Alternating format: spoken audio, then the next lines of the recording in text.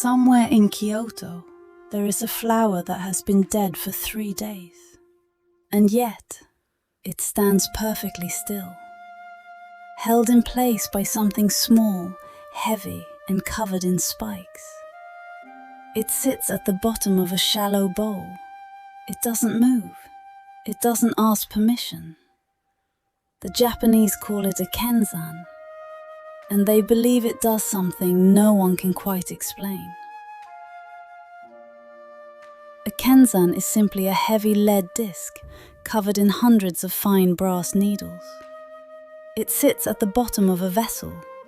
You press the stem of a flower into it, and the flower stays, exactly where you put it. No water, no foam, no wire, just metal and will. The needles are close enough together that they grip the stem without crushing it. The flower doesn't break, it simply stops and stays. Ikebana, the Japanese art of flower arranging, is not about decoration. It's about ma. Ma is a Japanese concept with no direct translation. It means the space between things, the pause between words, the silence between notes. In ikebana, the empty space around the flower is as important as the flower itself. You don't fill a vessel. You place one thing and let everything else be nothing. A kenzan doesn't just hold a flower, it holds the decision, where the flower stops, where the emptiness begins. There are rules. The tallest element should be 1.5 times the height of the vessel. Branches must be odd in number, never even. Even numbers in this tradition belong to funerals. And yet the kenzan holds all of it.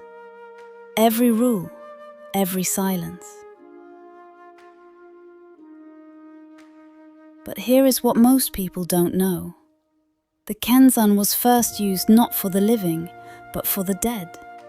Temple monks in medieval Japan arranged flowers for Buddhist altars for the departed. The offerings had to stay perfectly still through ceremonies that lasted days. No wilting, no falling, no disorder in the presence of the dead. The kenzan held flowers above the body of someone who would never see them. It held beauty in place for people who were no longer there to receive it.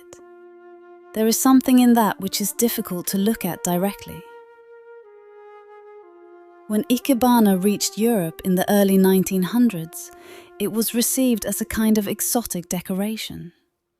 Magazines published instructions with titles like "The Charming Japanese Way with Flowers." Department stores sold kenzans alongside cake stands and napkin rings.